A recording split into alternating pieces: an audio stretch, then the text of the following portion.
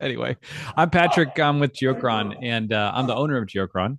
And so I do lots of presentations, like they said, like this all the time. And the best presentations are when people interrupt me with questions, because otherwise I'm just talking to a bunch of floating heads, and it doesn't. And I'll also pause occasionally if for people to ask a question at a couple times throughout it. And I got lots of videos, I got lots of pictures. My face is not going to be up here for very much longer, so let's get started. Hold on. All right. So, okay. So where I am sitting right now, I am outside Portland, Oregon, across the river in Vancouver, Washington, and all of Geochron Digital.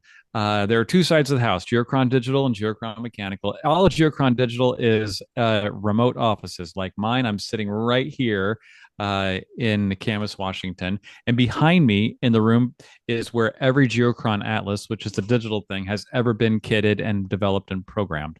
So we have developers that live in Portland. I meet with them every week, and this is very much a micro business. And the ham radio community has been really gracious to us. We're 6 or 7 years in, and we've really developed the product a lot through the suggestions of the ham radio community. And that's because I go out and I visit the ham radio community all the time. So I am an avid motorcyclist, and here I am outside of ARRL, where I'm chatting it up with everybody. So over the last 3 years, I have visited 48 Geochron owners in 48 states. And the motorcycle I'll park it in Houston, or I'll park it in Atlanta, and then I'll take an Uber and fly home, and then I'll come back to the motorcycle a couple of months later, and then keep on going. It took me 3 years, but I did the whole country and visited a lot of really cool people. And here I am talking it up at ARRL at W1AW. And of course, when I went to Massachusetts, I visited the two Geochrons that are installed at MIT. There's a mechanical, and then here's the digital in one of the educational buildings. And I'm pretty proud of that. That's pretty cool, because the digital's my baby. I didn't create the Geochron mechanical clock.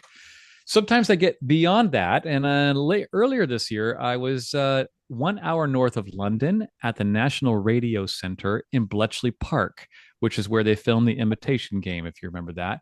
And this is their glorious ham shack. Wow. And they have a Geochron. And so Martin took me through the whole thing. They took me to a pub, like the ceilings were low. It was really, it felt very authentic. I had some shepherd's pie, and we talked about Geochron and London and ham radio, and we had a great time.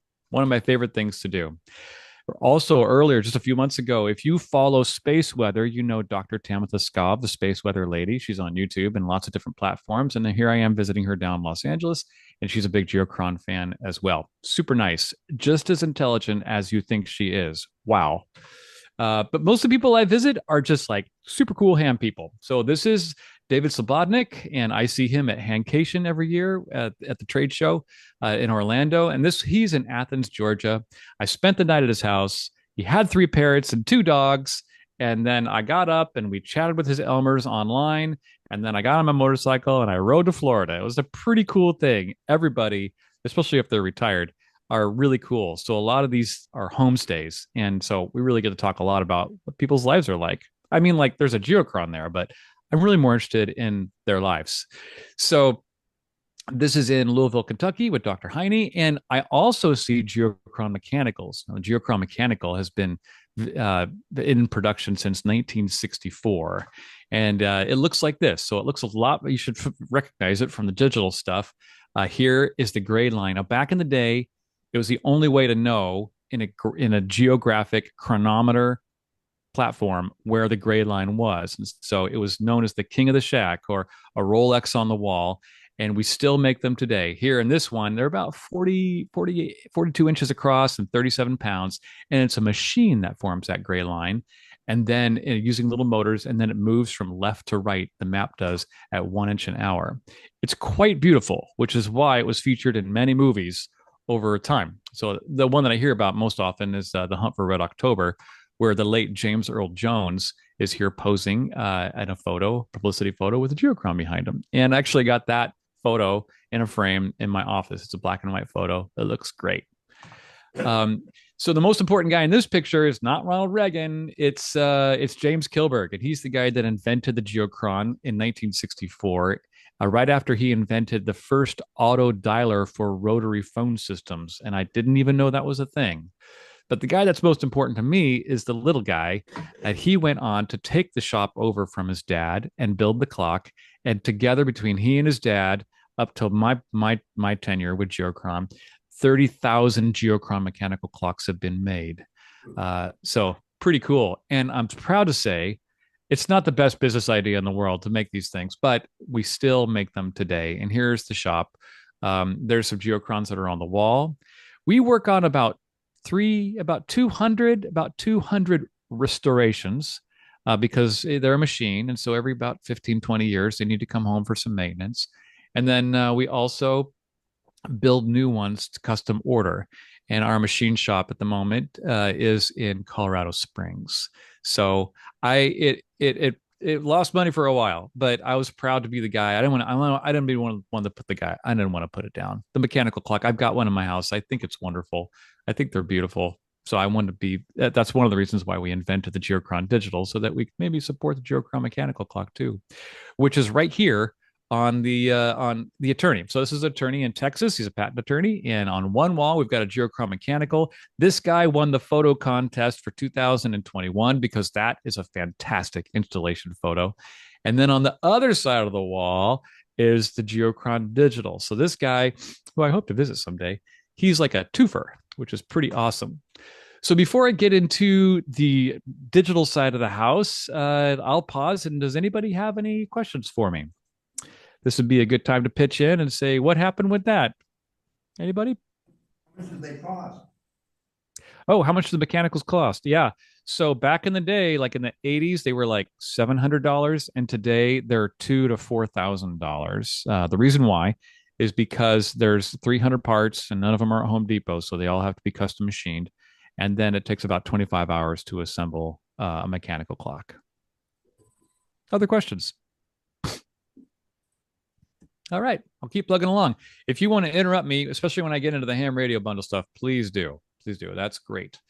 All right, coming back into, so here it is. And so what happened was uh we had that. I don't know if we have any small business owners here, but we had that moment where I had this much money that I had to pay to vendors and I had less money in the checking account. And so I finally got through my thick skull that everybody who said, well, why isn't this digital? Why isn't this mechanical clock digital? And I'm like, no, because it's beautiful. It's a mechanical clock.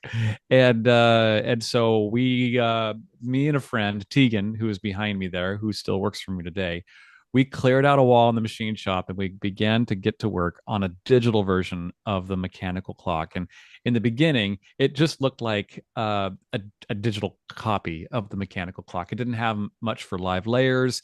It had like some cool Earth at Night, which is what that white haze is on there. But today, what we've created is something really beautiful that I spend most of my time working on and making better and talking to people about. And that is a live 4K display, kind of like the weather app on your phone, except it's in 4K with specific audiences for ham radio, earth sciences, aviation, and weather people. And that digital clock has traveled quite a bit in the last 6 or 7 years since we first created it. Uh, Here is the picture of the second largest cruise ship in the world. This is Princess of the Seas by Cardinal, and this is the bridge of that ship. And there's definitely a Geochron on the back of that wall. This was sent to me from Galveston earlier this year. Maybe that'll be the winner this year for 2024. We're going to start that contest here next week. But what I wouldn't give to sit on the bridge there in that chair and like say engage or something like that. That would be so great. And then here's astronaut Scott Kelly speaking from his home office in Colorado Springs. And that's definitely a Geochron that's behind him. I helped him out with his Geochron a little bit, and then he sent me a small package a few weeks later that said, "Hey, Patrick, this is great. It reminds me of being on the International Space Station."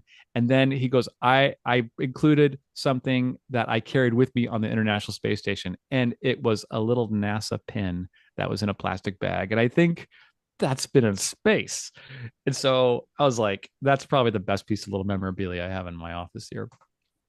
So what do we have today? What did I make? So let's look at the live Geochron as it exists right now. This is the world right now. Now, in my office, it's in 4K. So the resolution is 4 times better, maybe more than what you're seeing now. But right now, I can see that 12 meters is reaching Japan. I see the International Space Station is just rounded New Zealand.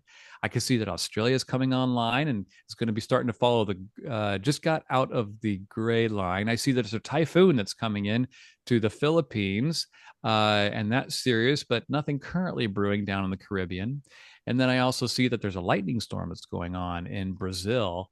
And I think I have Alaska Airlines. It's all over the top. And then if I jump down for a little bit closer, let's see what's going on in North America. I'm going to jump over here to Zoom. I'm going to zoom in North America where we can see Idaho and Illinois. And then we're going to populate, and here it comes. So we'll get into the ham radio stuff here in a minute, but you guys looks like about 2 days ago had some serious day and a half ago had some serious rain that was going on. So how did we get to this point? Let's come back to that. So the way that the problem that we had in the beginning was I wanted to have a 4K view that was a live image. But if I streamed it like from Netflix with a cheap little computer, then you'd be looking at 20 gigabytes an hour worth of video, and your ISP would say, "Hey, you're using way too much video because you're showing us full time." And indeed, most of our people will show us full time. So what we did instead was we got a public display computer that was hot enough to render in 4K, and then we are sending it live data. So if I take it out of the box, it looks like this. It's an Intel quad-core computer. It runs quite warm because it's fanless, but it's not going to burn anything down. And then there's a Wi-Fi and Ethernet and a power supply, a remote control that goes in the back, and then you just basically plug it in to your HDMI port with the included HDMI cord. And there's that remote control. So this is how we solve the problem of how do we get live data to people on a beautiful, gorgeous map at not 20 gigabytes an hour, but 20 megabytes an hour. Well, by sending vectorized information to a map that already exists.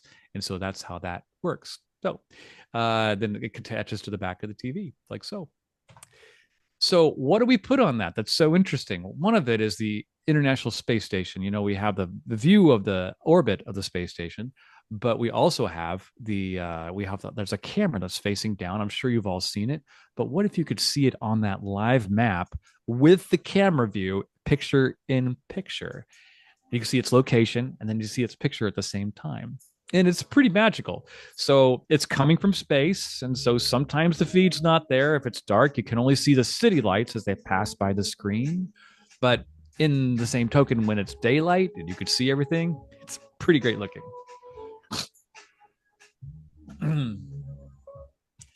And then some other things that we do is earthquakes. So this is a pretty popular one. I'm going to move my big face over to the left. There it goes. So North America has a really great earthquake network. And if there's an earthquake anywhere in the world that's over 4, the Geochron will pick it up within a few minutes, coming from USGS. But interestingly, we've seen smaller earthquakes that occur. Now, you see them all along the Pacific Rim, which I'm familiar with earthquakes because I live on the West Coast. But more recently, the Geochron has been showing earthquakes that are in the middle of the country, like that 3.74 over Dallas. And does anybody know what's causing those earthquakes? It's not tectonic. There's no caldera there. Any ideas?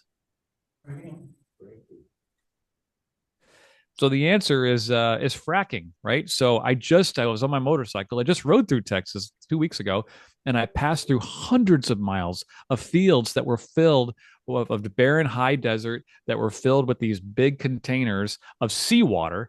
And then the seawater is injected down to the mantle of the earth, which causes it to be buoyant. And then it pushes the oil up to the top where they can reach it with their wells.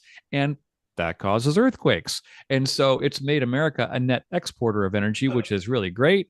And I think I think it's cool that you could see that on the Geochron. Other things that we do are aviation. We're not tracking by tail number yet or by flight number, but if you want to see all general aviation by like an airline, and I'm going to jump over here to my live Geochron, this is Alaska Airlines. So there's 142 Alaska airline flights in the sky right now out of 10,456, which is about right for this time of the evening. Usually when there's a national event or some sort of like COVID, it got down to like 6,000 or 7,000, even lower than that.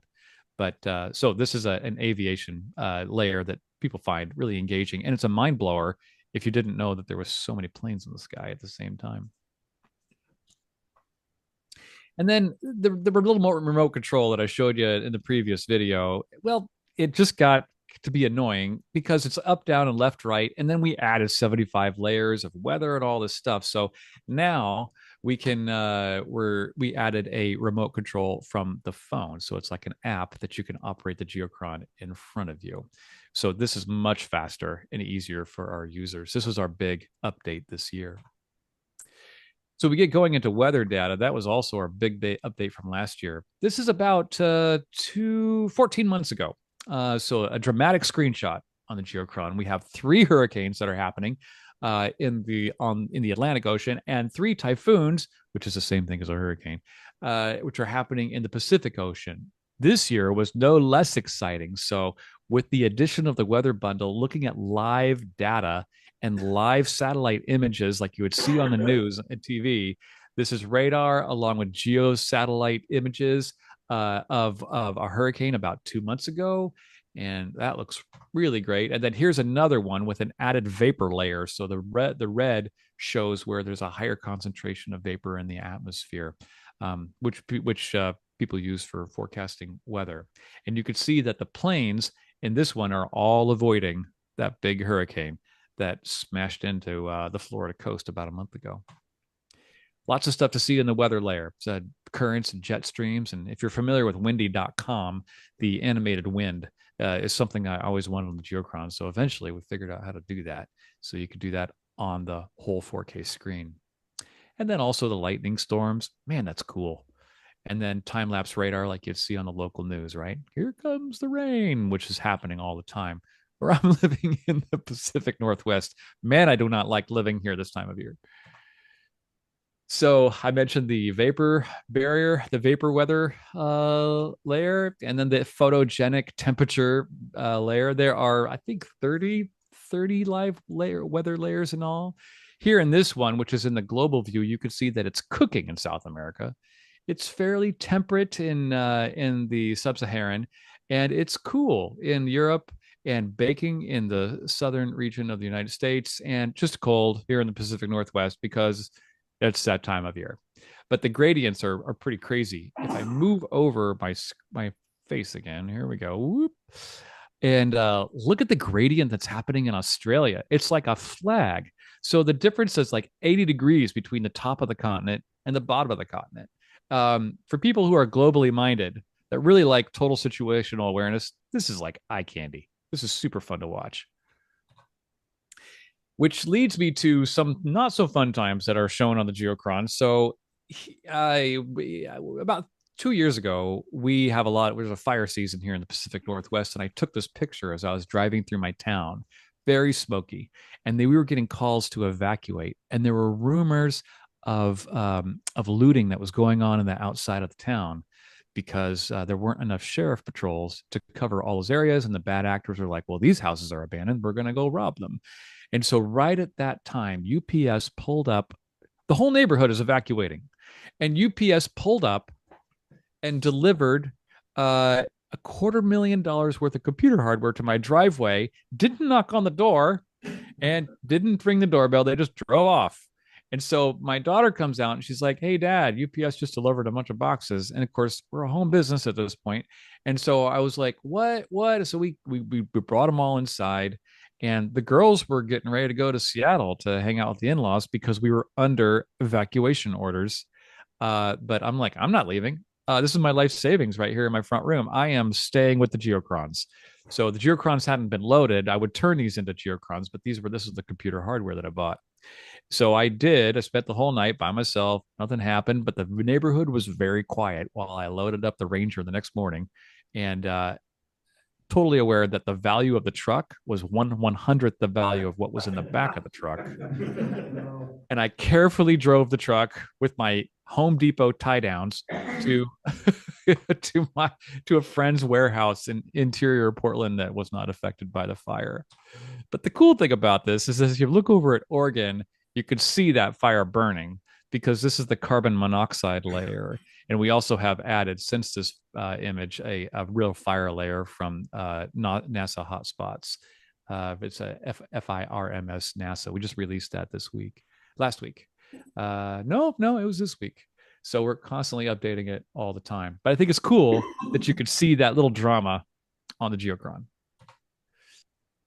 So before I go any further, does anybody have any questions? I'm going to jump here into the ham radio bundle, but I know I'm covering a lot of details really fast. Can I answer any questions? Don't see any. All right. Should I go on? Please. All right, let's go. The ham radio bundle. Let's talk about ham. So I'm KJ7ZSU, and really, I'm not a very good ham because I spent so much time working on this thing that ham people like, and I at night I'm still working on it, so I don't get to do any DXing.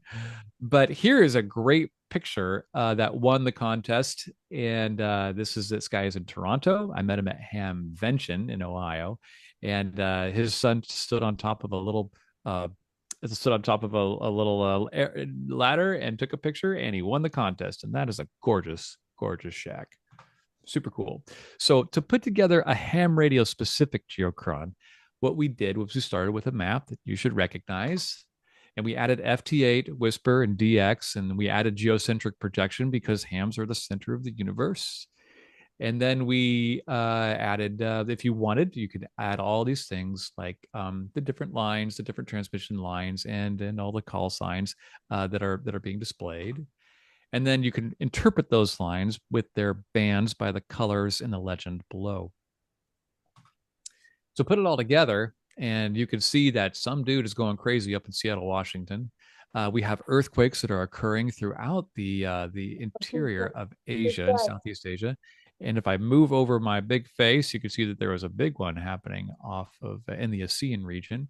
We could see ham satellites that are moving around, and and then weather, which is shown in green. And this is where it's actively precipitating. So those AMSAT satellites are in FM and linear configuration, and you can get the footprints as much as you want. So putting it all together is kind of cool to watch them swim around because they're moving at 6 miles a second, 5 to 6 miles a second. And the white things that you see are different airlines as we are rotating through them as this video is in fast motion. And there's DXing that is occurring, and the International Space Station just came around Australia and is heading up into Central America. So if you are a QRZ logbook subscriber, you can also get your logbook onto the Geochron too through the website. And then, of course, everybody who ever sent me a Geochron picture ever that was a ham radio guy had their call sign up. And so you can put your call sign up there as big or as little as you want, including K3LR, which does anybody know who this guy is? Just recently inducted into the Hall of Fame for ham radio. Mm-hmm. Oh, yeah, that's Tim Duffy. Long been a supporter of Geochron through DX Engineering, and I think he's got 3 digitals and 2 mechanicals, and that is a bucket list check that I would like to visit sometime. We've also been adding things that you don't see other places because we also have an Earth science audience as well, and that would be like the sublunar point and the moon terminator. So just as the sun has a terminator, which we call the gray line, the moon also has a terminator. It's shown here in pink. And the sublunar point at the time that I took this picture on the Geochron was directly over Australia in a full moon. That's pretty cool. The analemma would be, there's a tudilemma too. The analemma is the solar pattern that the sun forms in the sky. The tudilemma would be the lunar pattern. It's slightly disfigured from the analemma. And then this should look familiar, courtesy of Paul Herman. This should look familiar. One of the things I want to do, though, in 2025 is they're developing a database at aurorasaurus.com to have live sightings of the aurora when they occur. And the Geochron would be perfect for that. It's like, so we could see live haze, we could see live aurora as it's occurring on the Geochron once I'm able to tie into their API, which would be pretty awesome. This should look familiar, the planetary locations. And then now we get into maximum usable frequencies. So I'm here on the West Coast, where at the time that this image was taken, the maximum usable frequency was 20 megahertz, where I was on the West Coast. And let's say I wanted to reach Japan. So looking at the map, I'm traveling through 20 to 21 to 18 and then into 15. Those green dots are the actual locations of the ionospheric radars that are pinging the ionosphere to see how high they could go on their frequency before nothing bounces back. And so when they reach the point where the frequency does not come back, where the transmission does not come back, that would be your maximum usable frequency. And then a supercomputer somewhere, not mine, will comes up with a kind of a heat map of the whole thing. So if I was trying to get to Japan, my maximum usable frequency would be 15 megahertz. If it was higher than that, then I would lose it once it reached Japan. You could also take a look at that through the heat map, which kind of obliterates everything on the screen, but it's pretty cool to demonstrate that like the ionosphere is just a live swamp of magnetism. It's pretty awesome to see it this We have way. a question, Patrick. Yeah, you bet. Go ahead. Yeah, back one slide, the different colors of green dots, you've got like a lighter shade of green, you got a darker one. What does that mean? Sure. So if you look down in Australia where you see the numbers 10, 10, 11, 12, 16, they're kind of a blue. And then if you go over to Europe, I see a 34, which is yellow. And then everything is in between is in green. And those would be the middle numbers. So the higher the frequency, the brighter the color. Got it. Yeah. Other questions? I have a question. Can you hear me? You bet. Yeah, let's go. All right, this is Joe N90K. This is really interesting to me. So I use various software packages. It would be interesting if we could feed spots out of my spotting software onto this so we can see where the spots are active, or if this could take a feed from WhisperNet or something like that. Yeah. That kind of thing. Yeah. So Like we're specifically not to the the software package is DX Engineering Spot Collect. I'm sorry, DX Lab Spot Collector. Do you take feeds from that? We don't, not yet. So we'll Okay. be doing another pass on the ham radio bundle in 2025 because everything it's just impossibly complicated on my end. But we're going to get to that. On the Whisper side of it, yes. So I will show you if I jump over here to Live Geochron, and then I'm going to jump over to the menu. Hold on. And if I jump over here to the premium side, and I'm going to come on down to the amateur radio workstation, and then you can see that I'm showing DX. I'm going to turn off DX, and we have the propagation for the whisper spots as well. So that'll come up here in a minute. It'll take a second to download it as we get it. Does that answer your question, Joe? Yes. Can it be filtered on your own call sign? So if you send out a CQ from your call sign, can you see where you are now being heard on the Whisper network? So not yet. That is something that people suggest quite often, and I'm looking forward to getting into that. Yep. All right. Other questions? Yeah, what color code are you using for UFO flight patterns? I didn't quite hear all that. What color code are you using for UFO flight patterns? I do have an answer for that, but I don't have it on the screen right now. It's red on Christmas Eve for Santa Claus, because we do have a Santa tracker. It's like, of all of like the super brainy stuff that we put on the Geochron for everybody, the most popular thing is the dumbest thing. It's the Santa tracker. Like, come on, kids, watch the Santa tracker on the Geochron. And I get emails early in December. Are you going to have the Santa tracker this year? All right, good. Other questions? Oh. If I jump back here, now we have the Whisper network that's showing, following up on Joe's question. All right, I'll keep going. So we talked about MUF. Oh, okay. So yes, it gets too busy. Here is the drawback, is that there are too many layers to show. And this is a map with all problems with all maps, is that you have to decide what you want to put on the map. Here on this map, I see the maximum usable frequency and a heat map projection. I see DXing. I see maximum use. And I'm looking at, Earth at night lights. I'm looking at radar. I'm looking at the wind, and I'm looking at the precipitation, and then the clouds and solar weather. And I can't even tell where the continents are anymore. So to fix that, what we did was you have opacity layers for each layer. Like here, I'm messing with Earth at night lights and population density. You can turn up and down the layer as you want to see it as it goes over the map, like so. So there's Europe. Yeah. All right. And so putting it all together, another thing that we do is we added a grayscale mode so that the colors that are on the top are, well, so that the map's in a grayscale and then the everything else, the layers are in color, which I think is really great. One of my favorite ways to work on the Geochron and to have it displayed in my office. So to put this all together, we are always updating the thing. So over the last 6 years, we are updating things all the time, and you can see that there's a download system update here in the menu, but it automatically will download the update of maybe it might be a new layer, it might be a performance improvement, it might be a bug fix. Things do go wrong from time to time. And by using download system update, you'll download the newest thing, then it'll reboot itself. If not, it'll update it in the background, and then if you happen to power refresh the thing, then it will automatically apply it on the next boot up.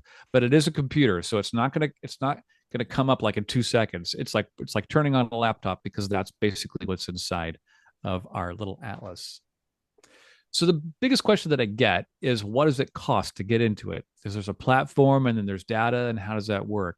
And so there are really great ham radio packages and software that are available in a browser window, like Ham Clock, which I did a YouTube video on. It's a beautiful little product.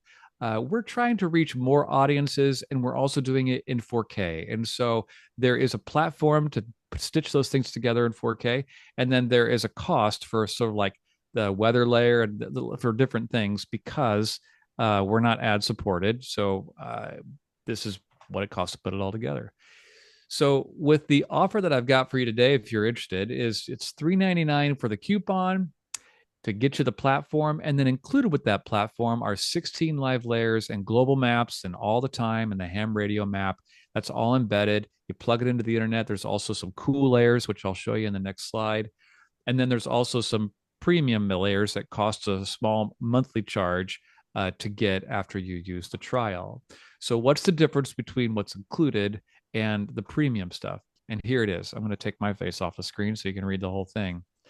In the left column, this is what's always included. So all the maps, all the gray line, and things that I would want students to see.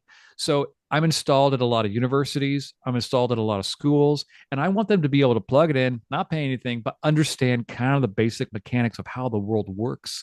And that would be like seeing the weather, seeing the analemma, seeing the gray line moving and creating a heat signature and a hydrologic system that creates our seasons. That is rocket science for people who have never seen a moving map before.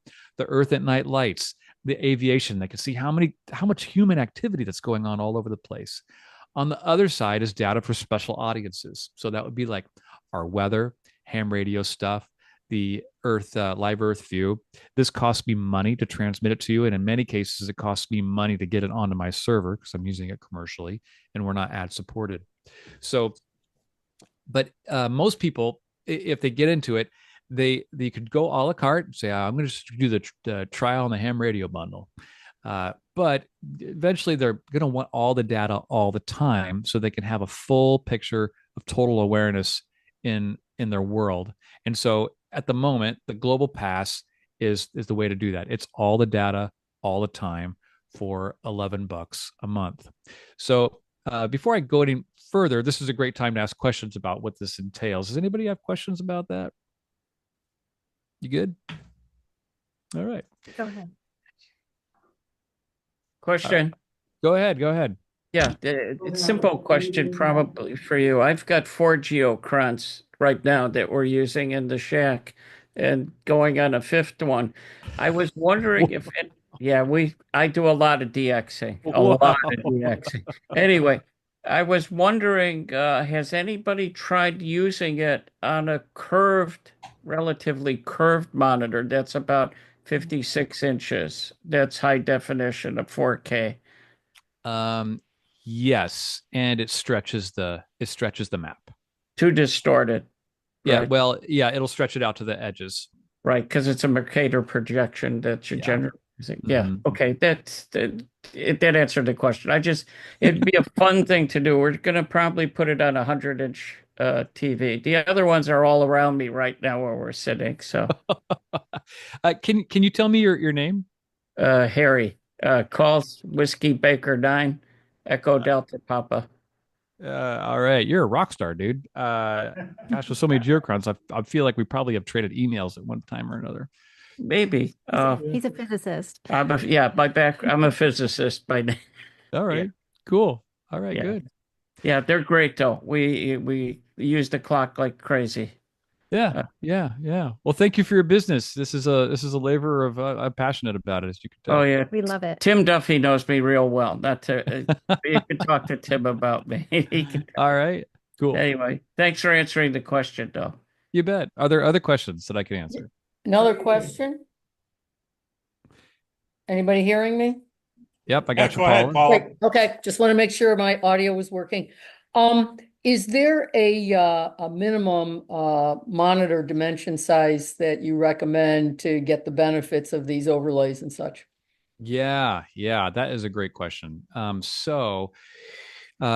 of all, it will play on a 1080, but you'll be disappointed because it won't look crispy and beautiful. It'll be like a watercolor compared to like an oil painting. So the minimum monitor size would be maybe like 38 to 42 inches would be the minimum for me. And we use just cheap Amazon 4K TVs. I'm showing mine on a TCL right now or a Roku. This is pretty standard. And I'd say probably 80% of our customers will have it on their Geochron on a monitor full time. But I wouldn't spend a lot of money on the TV. It's going to look all right. Okay, as long as you've got a good size and as long as it's 4K. Yep. I would say just off the cuff, bigger than 38 inches. Make sure it's 4K. Got it. Thank you. Yeah. Other questions? Yeah, Stuart, go ahead. Do you still offer a trade-in deal for people who have an older digital Geochron? I think the question was, do you offer a trade-in for people who have an older digital unit? And the answer is yeah. So if you go to geochron.com, up in the banner at the top, you click down for trade-in, and I think what it is that we'll give you $150 towards a new Atlas II, which is our flagship model. And but we still are if your old Atlas or even your version 2, which is a number of years ago for me, it doesn't work, you just send it in. We are still honoring warranty claims and fixing things for those old clocks. We honor warranties on anything we've ever sold, so that's important. However, Atlas 1 and the version 2 do not play all the cool goodies that you get with an Atlas 2. Because it's just not fast enough. We tried it and it just would blow up. It wrecked the thing. So we had to say that we couldn't support all the new data on the Atlas 1 and the version 2s anymore. That is answer your question? Thank you. So is there, the way you said that, it sounds like there were more than one model. There's a model that's in play right now and this new model, right? Is that what or are there more than one model you can buy? Yeah, I don't have. Okay, there's only one model that you can get that's new, and that would be the Atlas 2, and that's been with us for the last 4 years. Before that, there was an Atlas 1, and it looked very much the same, but it wasn't as powerful. And then before that, there was a version 2, and that looked like a little black sandwich, kind of a small plastic box, and that was our first model. And so we still support warranties on those, but it's not going to receive any of the premium bundles. Okay. Yeah. All right. So just about here, done at the end here. So this is another contest winner. Man alive, looks so good. He's north of Boise, and he works at a cabling company doing low voltage cabling, and I can tell because I don't see any cables. Man, I wish my office looked like that. It looks so good. Question? But the cool thing, like, but we're appealing to more than just ham radio. So this is ham radio and weather. This guy is up in New Hampshire, and he's a national weather observer and works on the emergency networks. And then also a big Star Trek fan, which I am all over. So you could see that. Can you see the big Star Trek memorabilia there on the desk? That's definitely a Generation One guy. I'm more of a Jean-Luc Picard Next Generation fella, but that looks really cool. You could see the Enterprise off his left shoulder. Love that. And I like all his screens. Love it.